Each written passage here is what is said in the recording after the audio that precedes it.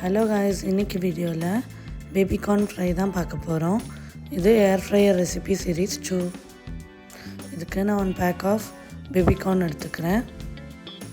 அதோட front and பேக்காக cut பண்ணிவிட்டு சென்டராக ஒரு கோடு போட்டு ஒரு பேபிகார்னை 4 துண்டாக கட் பண்ணிக்கிறேன். அதுக்கப்புறம் அதை ஒரு 8 துண்டு போல் கட் பண்ணிக்கிறேன். இதே மாதிரி எல்லா பேபிகார்னையும் கட் பண்ணிடுங்க. இப்போ மசாலா ரெடி பண்ணிடலாம். 1 டீஸ்பூன் சால்ட்டு, 1/2 டீஸ்பூன் மஞ்சள் தூள், 2 டீஸ்பூன் அளவுக்கு chilli powder, 1 teaspoon pepper powder, 1/2 teaspoon garam masala, 1லேருந்து 1.5 டீஸ்பூன் போல் மல்லித்தூள் ஆட் பண்ணிக்கோங்க.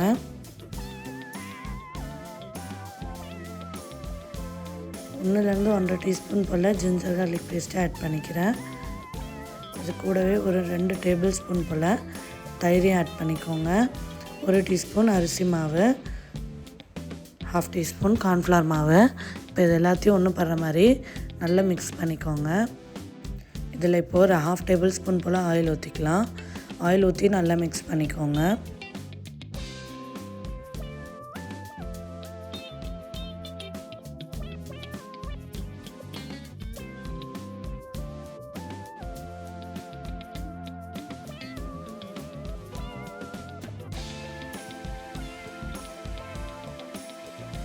இப்போது இந்த ஸ்டேஜ் ஆனோடனே இதில் ஆல்ரெடி கட் பண்ணி வச்சுருக்க பேபிகார்னை நம்ம ஆட் பண்ணிக்கலாம்.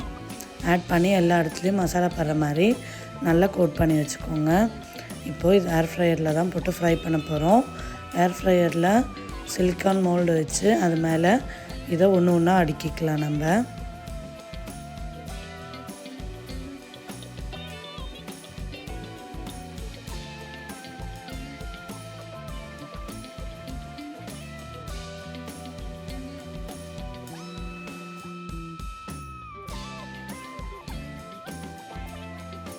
ஃபுல்லாக அடுக்கினதுக்கப்புறம் இதை எடுத்து ஏர் ஃப்ரையரில் ஃபிக்ஸ் பண்ணிவிட்டு 180 டிகிரியில் ஒரு 10 மினிட்ஸ் போல் ஃப்ரை பண்ணால் போதும்.